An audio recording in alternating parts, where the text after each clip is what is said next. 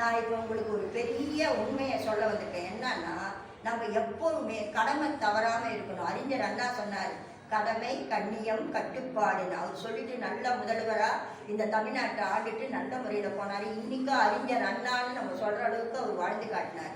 அந்த மாதிரி நம்ம பேர் எல்லாரும் சொல்லலாம், நம்ம ஊர் மக்களாவது நம்ம பேரை சொல்கிற அளவுக்கு நம்ம கடமை தவறாமல் வாழணுன்றதுக்கு தான் இந்த சின்ன ஸ்டோரி உங்ககிட்ட சொல்ல வந்திருக்கிறேன். அதில் இருக்கிற நீதியை எடுத்துக்கிட்டு நீங்களும் கடமை தவறாமல் வாழ்வீங்கன்ற ஒரு நல்ல எண்ணத்தோடு இதை சொல்கிறேன், கேளுங்க.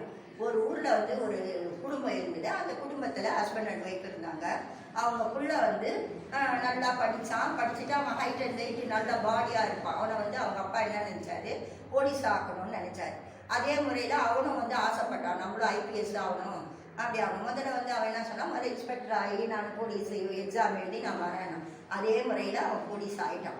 போலீஸ் ஆகி அவன் வந்து வேலை செஞ்சுருக்கான். இந்த நேரத்தில் அவங்க வந்து என்ன பண்ணாங்க, அவங்க அப்பா என்ன பண்ணாரு, வெளிநாட்டுக்கு போனார். வெளிநாட்டுக்கு போயிட்டு அங்கே வந்து சம்பாதிக்கலான்னு போனார். அங்கே சில வந்து துரோகிகளால் அவரால் முடியாமல் அவரை வந்து சாவடிச்சிட்டாங்க, இறந்துட்டார். அவருடைய வந்து டெட் பாடி தான் அவங்க அம்மாவுக்கு கிடச்சிது. அவர் எதுவுமே சம்பாதிக்க முடியல. ஆனால் இந்த பையன் போலீஸ் ஆனதால் அவங்க அம்மாவை நல்ல சிறப்பான முறையில் வச்சு காப்பாற்றி அவங்களை நல்ல முறையில் வச்சுட்டு இருந்தோம். இது வந்து கொஞ்ச நாளாக நடந்துகிட்டே இருந்தது. கொஞ்ச நாள் கழிச்சு இந்த அம்மா என்ன பண்ணிச்சு, ஒரு வீட்டுக்கு போகும் வரும். அங்கே வந்து போயிட்டு வரும்போது அவங்க ஃப்ரெண்டு வீடு, அங்கே நிறைய நகைங்க இருந்தது. நகைங்களும் பணமும் எங்கே பார்த்தாலும் சதறி கிடக்கும். இந்த அம்மா பாப்பா, இவ்வளோ அழகாக இருக்கே, இவ்வளோ அழகாக இருக்கு பணம். இது வந்து நினைக்கும் மனசில், நம்ம இதெல்லாம் போட்டு பார்த்தா எப்படி அப்படிலாம் நினைக்கும். இது மாதிரி ஒரு 2 நாள் போய் வந்தது. அந்த நகையை பார்க்கறதுக்குன்னே அது போகும். வேணாக்க அந்த ஃப்ரெண்ட் வீட்டுக்கு போயிட்டு வரக்கூட இவனுக்கு எதுவுமே தெரியாது. ஓ, நம்ம அம்மா வந்து மன நிம்மதிக்காக போகிறாங்க, ஃப்ரெண்டுக்கிட்ட போய் ஜாலியாக பேசிட்டு வருவாங்கன்னு இவன் நினச்சிட்டு இருந்தான். ஒரு நாள் இதுக்கு வந்து மனசு என்ன சொல்லிச்சு, இந்த நகையை நம்ம போட்டு கண்ணாடியில் பார்த்தா எப்படி இருக்கும், ஆனால் இங்கே போட முடியாது.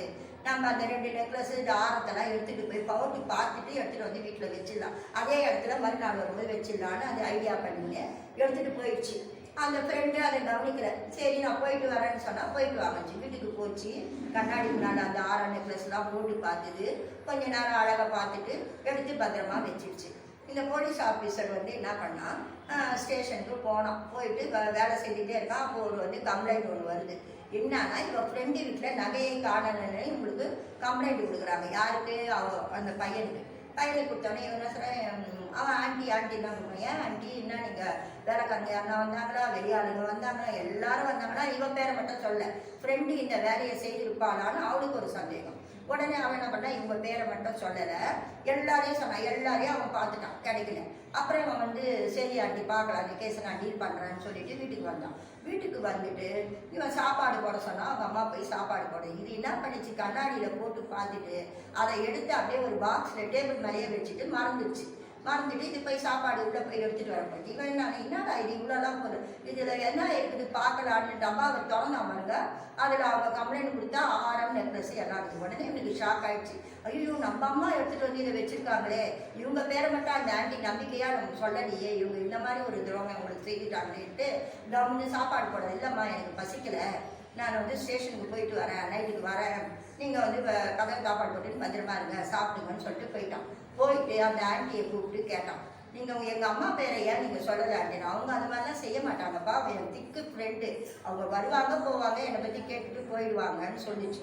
சொன்ன உடனே இவன் என்ன சொன்னான், எங்கள் அம்மா தான் அந்த வேலையை செய்திருக்கிறாங்க, நான் வந்து கடமை தவறாத ஆஃபீஸர், நான் வந்து யாராக இருந்தாலும் நீங்கள் கம்ப்ளைண்ட்டுன்னு கொடுத்துட்டுங்க, நான் அவங்கள அரெஸ்ட் பண்ணியே ஆகணும், என் தாயாக இருந்தாலும் நான் அவங்களுக்கு வந்து விட்டு கொடுக்க மாட்டேன்னு சொல்லிட்டு இவன் என்ன பண்ணான், வீட்டுக்கு வா ஆண்டி அப்படின்னு இட்டுன்னு போனான். இவங்க வந்தோடனே வாங்க உட்காந்து, இவனுக்கு ஒரு மாதிரி திக்குன்னு ஆயிடுச்சு. என்னடா இது, நம்ம நகையை கொஞ்சம் திருப்பி எதுவுமே வைக்கவே இல்லையே, அவங்க என்ன சொல்லுவாங்களோ ஏது சொல்லுவாங்களோ மனசு கஷ்டப்பட்டுங்க இருக்கும்போது இவன் வந்துட்டு இந்த பையன் போயிட்டு இது எடுத்துகிட்டு போயிட்டு அவளை வந்து அரெஸ்ட் பண்ணுறான். அரெஸ்ட் பண்ணும்போது அவன் சொன்ன, ஏன்ப்பா என்னை அரெஸ்ட் பண்ணுறேன்னு.